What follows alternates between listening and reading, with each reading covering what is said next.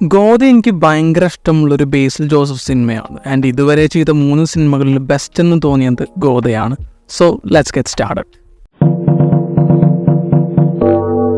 കുഞ്ഞിരാമായണത്തെക്കുറിച്ച് സംസാരിക്കുന്ന സമയത്ത് എനിക്ക് വളരെ ഓക്കേർഡ് ഫീലിംഗ് അടിക്കുന്നൊരു സിനിമയാണ്. ബേസിക്കലി അത് ദീപു പ്രദീപിൻ്റെ എഴുത്തുകാരനുമാണ്.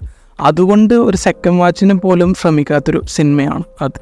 മിന്നൽ മുരളി ചെയ്യാൻ നോക്കിയ ആ ഒരു എക്സ്പെരിമെൻ്റ് പ്രകാരം എനിക്ക് വർക്കായൊരു നല്ല സിനിമയാണ്. പക്ഷേ ഗോദയ്ക്ക് ഈ പറഞ്ഞ 2 സിനിമകളേക്കാൾ റിപ്പീറ്റ് ക്വാളിറ്റിയും പലപ്പോഴും എവിടെയൊക്കെയോ ഒരു വാം ഹഗ് പോലെ തോന്നിക്കുന്നൊരു സിനിമയാണ് ഗോദ.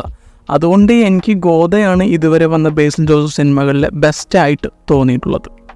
ആക്ച്വലി ഗോദയിൽ ഒരു മോർ സ്പേസ് ഉള്ള അല്ലെങ്കിൽ മോർ ഇമ്പോർട്ടൻസ് ഉള്ള ക്യാരക്ടറായിട്ട് തോന്നിയിട്ടുള്ളത് അദിതി സിംഗ് എന്ന ക്യാരക്ടറാണ്. Due to some personal reasons എപ്പോഴും ഒരു ഫ്രസ്ട്രേറ്റഡ് രീതിയിൽ നടക്കുന്ന ഒരു ക്യാരക്ടറായിട്ടാണ് തുടക്കത്തിൽ കാണിക്കുന്നത്.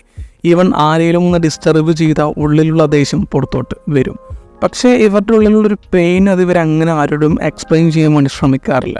അൺടിൽ ആ പഞ്ചാബി വെഡിങ്ങിൻ്റെ ടൈമിൽ അവരുള്ളിലുള്ള ആ ഒരു ഫീലിങ്സ് മൊത്തം ദാസിനോട് പറയുമ്പോൾ ദാസിന് പെയിൻ മനസ്സിലാവുമെങ്കിലും പ്രത്യേകിച്ചൊന്നും അപ്പോൾ പറയാൻ പറ്റുന്നില്ല.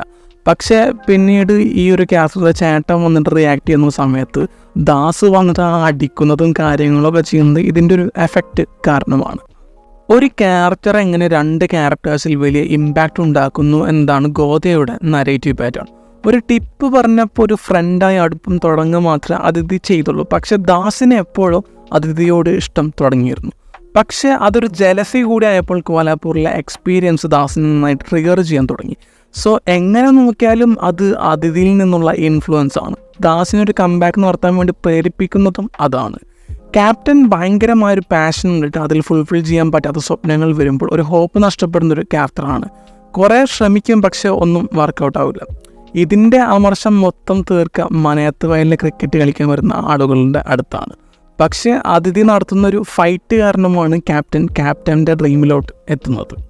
ആഞ്ജനേയദാസ് ഒരു ഒളിച്ചോട്ടം മാത്രം നടത്തുന്ന ഒരു കഥാപാത്രമായിട്ടാണ് ആദ്യം തോന്നിയിട്ടുള്ളത്. പാഷൻ അറിയില്ല എന്നാൽ എന്തിനെയോ കഷ്ടപ്പെട്ട് പാഷനാക്കാൻ വേണ്ടി ശ്രമിക്കുന്നുണ്ട്. പക്ഷേ ഞാൻ നേരത്തെ പറഞ്ഞ പോലെ അതിഥിയിൽ നിന്ന് വരുന്ന ട്രിഗറാണ് ഒളിച്ചോട്ടം നടത്തി തിരിച്ചുവരവ് നടത്താൻ അയാളെ പ്രേരിപ്പിക്കുന്നത്. അഖാറയിൽ വന്നിട്ട് എനിക്ക് തിരിച്ചു വരണം എന്നൊക്കെ പറയുമ്പോൾ പിന്നെ ക്യാപ്റ്റൻ അതിനെ ഓപ്പോസിറ്റ് ചെയ്യുന്നുണ്ട്. ഒരു ഫൈറ്റിന് ശ്രമിച്ച് പിടിച്ചു നിൽക്കാൻ പറ്റിയില്ലെങ്കിൽ നീ ഇതിന് പുറത്താണെന്ന് പറഞ്ഞതിന് ശേഷം ആ ചാലഞ്ച് ദാസും മറികടക്കുമ്പോൾ ഇന്നലകളിൽ എന്ന സോങ് അവിടെ പ്ലേസ് ചെയ്യുമ്പോൾ വല്ലാത്ത ഫീലാണ്. എനിക്ക് തോന്നുന്നു ഈ ഒരു ഫീലിംഗ് എനിക്ക് പിന്നെയും എക്സ്പീരിയൻസ് ചെയ്യാൻ വേണ്ടിയിട്ടാണ് ഞാൻ ഗോദ പിന്നെയും റീവിസിറ്റ് ചെയ്യാറുള്ളത് എന്നെനിക്ക് പലപ്പോഴും തോന്നിയിട്ടുണ്ട്. ക്യാരക്ടേഴ്സിൻ്റെ പാഷനോടുള്ള അത്രയും ഡീപ്പായ ബോണ്ടാണ് എനിക്ക് ഈ സിനിമയെ അത്രയും ഫേവറേറ്റ് ആവാൻ കാരണവുമായിട്ട് വരുന്നത്. ആരെന്ത് പറഞ്ഞാലും പാഷൻ വിട്ടൊരു തീരുമാനമല്ല എന്ന റിയാക്ഷൻ തന്നെയാണ് ഗോദ എന്ന സിനിമയെ അത്രയും പവർഫുള്ളാക്കി മാറ്റുന്നത്.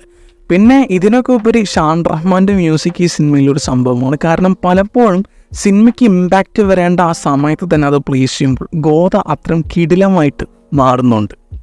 ഗോദയെക്കുറിച്ചിട്ടുള്ള നിങ്ങളുടെ ഒപ്പീനിയൻ കമൻറ്റ് സെക്ഷനിൽ പറയുക. മറ്റൊരു വീഡിയോ ആയിട്ട് പിന്നെ വരാം. Bye guys.